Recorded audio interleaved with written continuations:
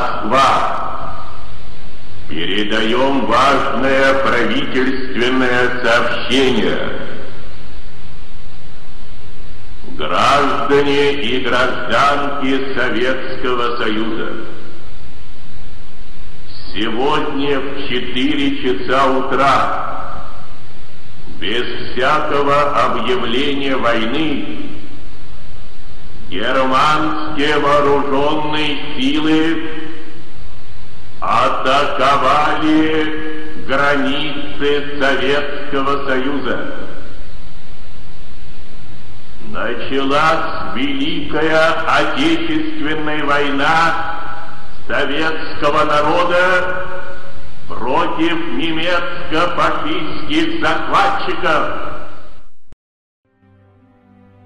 Ранним утром 22 июня 1941 года началось масштабное наступление немецко-фашистских войск. Руководство Третьего рейха рассчитывало на стратегию молниеносной войны и быструю ликвидацию советского государства, но их план не удался. Советский народ встал на защиту своей страны. Война затянулась на долгие 4 года. С первых дней Великой Отечественной войны на всех фронтах отважно сражались воины из Чечено-Ингушетии, которые своими боевыми подвигами вписали немало славных страниц в героическую историю всей страны.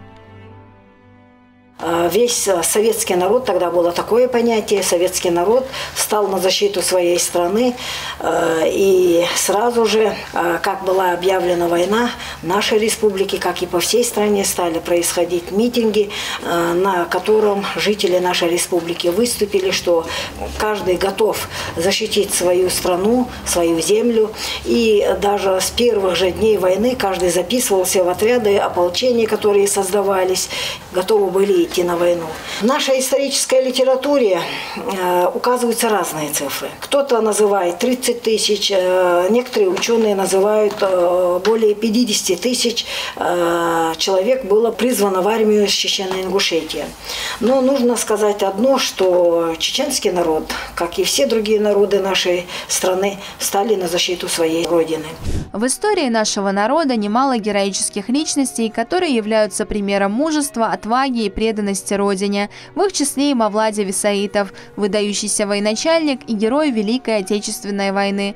В период успешного наступления частей дивизии с 18 января по 8 февраля 1945 года в районах Польши и Восточной Пруссии полк под командованием Висаитова проявил исключительное умение маневрировать и нанес противнику большой урон при незначительных потерях самого полка. Мавлади Висаитов, это легендарная личность, как и некоторые другие. Он войну встретил уже находясь в рядах Красной армии, командовал отдельным чечено-ингушским кавалерийским полком, это 255-й полк. Далее он командовал 28-м корпусом. И далее уже его путь лежал, это освобождение европейских стран, в частности, полк Мавлади Висаитова одним из первых встретился на реке Эльбе с американскими войсками, за что он лично из рук американского генерала был удостоен высокой чести. Хотя нужно сказать, что, несмотря на это, он это высокое звание в годы войны не получил, хотя несколько раз был представлен к этому высокому званию. И, к сожалению, только после смерти Мавлади Висаитова в 90-х годах ему было присвоено это высокое звание. Советский пулеметчик Анпаша Нурадилов – один из немногих героев, защитников Родины, о подвигах которого уже в годы Великой Отечественной войны знала вся страна. Бойцу не было и 19 лет, когда в 1942 он погиб под Сталинградом, но за год с небольшим он успел уничтожить более 920 фашистов, лично взять в плен 12 и захватить 7 пулеметов. Он 4-жды представлялся к званию Героя Советского Союза. В апреле 1943 года ему было присвоено это звание посмертно. Самая известная фамилия на сегодняшний день – это Анпаша Нурадилов, который не по своему возрасту был очень мужественным, храбрым воином. И за свои боевые подвиги получил это звание. Более 920 фашистов он уничтожил в годы войны и посмертно был удостоен этого высокого звания Героя Советского Союза. 309 фашистов. Целый батальон уничтожил в годы Великой Отечественной войны прославленный снайпер Абухаджи Идрисов. Он был награжден за свои подвиги орденами Красного Знамени и Красной Звезды. Его имя гремело по всему Северо-Западному фронту. Газета «Вечерняя Москва» писала: 309 фашистов сразил сын свободолюбивой Чечни Идрисов. Бьет он их в обороне и в наступлении, днем и ночью не дает передышки врагу. Равняйтесь на отважного снайпера. Следующий – это снайпер Абухаджи Идрисов, которому тоже было присвоено звание. Он отличился особенно в боях за Москву, когда была битва за Москву. И также получил это высокое звание. И, как я уже сказала, было даже очень примечательно то, что как же ему все-таки это звание дали в июне 1944 года. А как мы с вами знаем, Абухаджи Идрисов живым так вернулся на родину. И после уже окончания войны он находился, как и весь чеченский народ, в Казахстане, и только после того, как вернули чеченцев на родину в 1957 году, он вернулся на историческую родину. Я бы хотела зачитать выдержку из военной газеты, фронтовая газета, в которой описывался подвиг, в частности, Идрисова. Вот что писала фронтовая газета. Он умело маскировался за каждый камень, за каждую кочку. Он часами и сутками лежал зимой на снегу. Он взбирался на чердаки и деревья. Отовсюду его орлиное око отыскивало фашистскую гадину и без промаха посылало ей одну единственную, но верную, сражающую насмерть пулю. Вот так описывала подвиги Абухаджи Идрисова одна из фронтовых газет, это в 1942 году.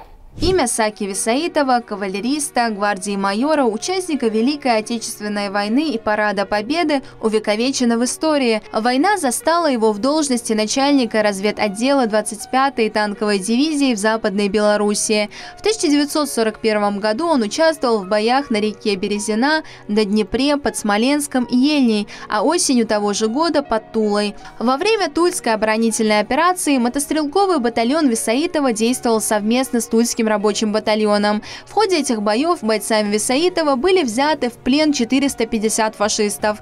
22 марта 1943 года майор Висаитов был награжден медалью за отвагу, а позже и медалью за оборону Кавказа. О боевых заслугах гвардии майора Висаитова свидетельствует и то, что его отобрали в число участников Парада Победы в Москве.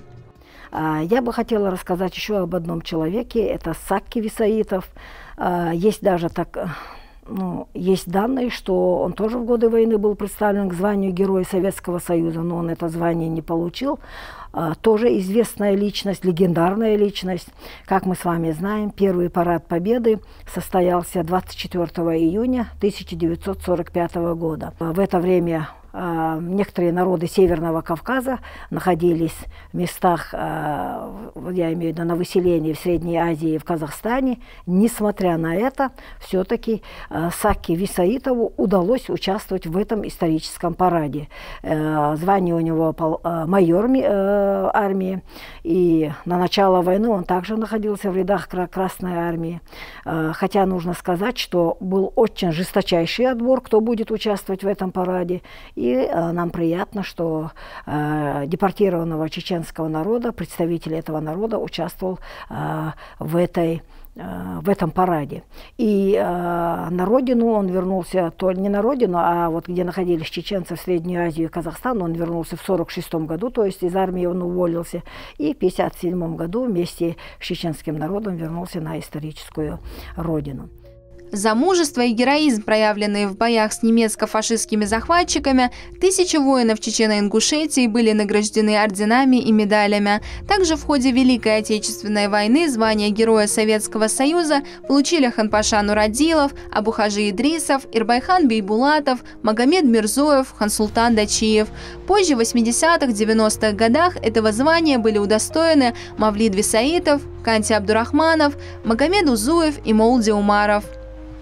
Как я уже сказала, в годы Великой Отечественной войны особо отличившимся присваивали высокое звание Героя Советского Союза.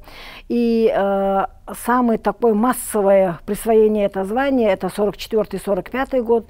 Но, как мы с вами знаем, в это время чеченский народ уже находился на выселении, это в Средней Азии и Казахстане. Но, несмотря на это, конечно, и чеченцам все-таки удалось получить это высокое звание.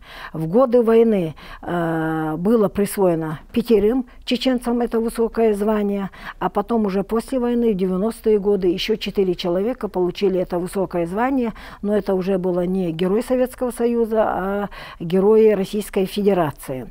Хотя в целом нужно сказать, что нашими учеными выявлено, что более 50 человек из числа чеченцев в годы войны были представлены к этому высокому званию. Некоторые даже были представлены дважды, а были и те фамилии, которые трижды были представлены к этому высокому званию. В годы Великой Отечественной войны народ проявил невероятное единство, стойкость и силу духа. Эта война стала испытанием, которое они выдержали с честью. В целом, я бы хотела сказать, что чеченский народ, как и все другие народы нашей страны, внес свой посильный вклад в великую победу. Тем более в этом году, как мы с вами знаем, этот год объявлен годом защитника Родины, и тем более мы с вами отмечаем великую дату. Это 80 лет Великой Победы. Действительно, она великая дата. И, к сожалению, очень обидно, когда подрастающее поколение, вот они не знают эту войну, как мы знали, и как мы жили этой войной. Потому что, во-первых, мы видели этих участников войны. Мы с ними, как говорится, напрямую разговаривали. А вот современная молодежь, они только знают это из книги. И, к сожалению, они эти книги читают не часто, так скажем, не смотрят те же военные фильмы, а мы эти все военные фильмы знали наизусть. Но это, конечно, не оправдание. Здесь нужно проводить очень большую работу, потому что мы должны эту войну знать. Почему? Потому что мы с вами хорошо знаем, что в последнее время какое отношение к этой войне. Особенно я имею в виду Запад, когда переписывают эту войну, когда победителем в этой войне совсем другие страны. А мы с вами хорошо знаем, что Вторую мировую войну и, естественно, Великую Отечественную войну самый посильный вклад внес именно Советский Союз. Именно Советский Союз выиграл эту войну. Именно Советский Союз освободил европейские страны. Благодаря им они получили свободу. И обидно еще вдвойне мне, когда в этих же европейских странах уничтожаются памятники нашим воинам-освободителям. Все, что связано с этой войной. Просто это недопустимо. И я надеюсь, что наши ученые, исследователи сделают все возможное, чтобы эта война осталась, скажем, в памяти наших потомков, в памяти нашего подрастающего поколения. И каждый из нас должен нести свою лепту, чтобы эта война осталась на века, и что именно эту войну выиграл Советский Союз.